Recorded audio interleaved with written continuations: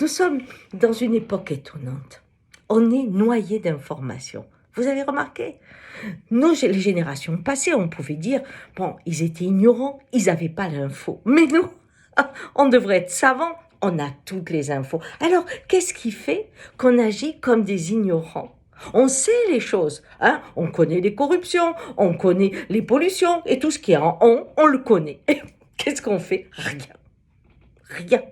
On a l'information et on fait rien. Mais ce qui est au niveau de la planète est pareil pour vous.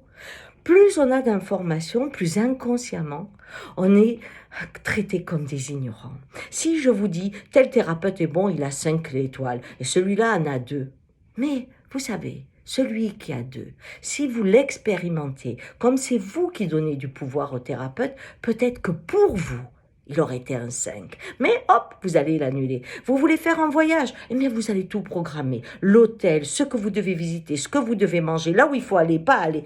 Oui, vous avez l'information, mais votre connaissance. Et nous sommes tous en pourcentage. On ne vit qu'avec des calculs. Il ne faut pas aller là parce que tant de personnes ne sont pas contentes. Mais vous, cette exception qui fait votre expérience et qui vous transforme, parce que expérimenter, c'est connaître, c'est-à-dire c'est naître avec. Je ne suis pas le même quand j'ai expérimenté. Vous voyez, c'est ça qu'il y a de fabuleux, c'est que notre peur est liée à un excès d'informations qui nous empêche d'agir. Et j'arrive à quelque chose d'étonnant à mon âge. Voyez-vous, j'avais une quête, on pourrait dire, d'information. J'ai lu beaucoup et je lis toujours beaucoup. Je pensais que d'être informé amenait une certaine maturité.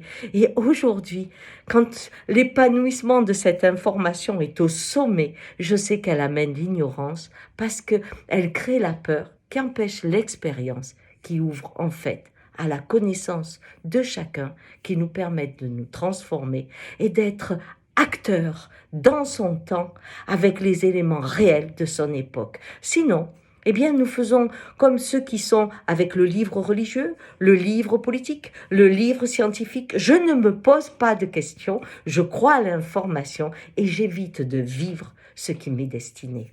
Allez, réfléchissez un peu. C'est bon aujourd'hui?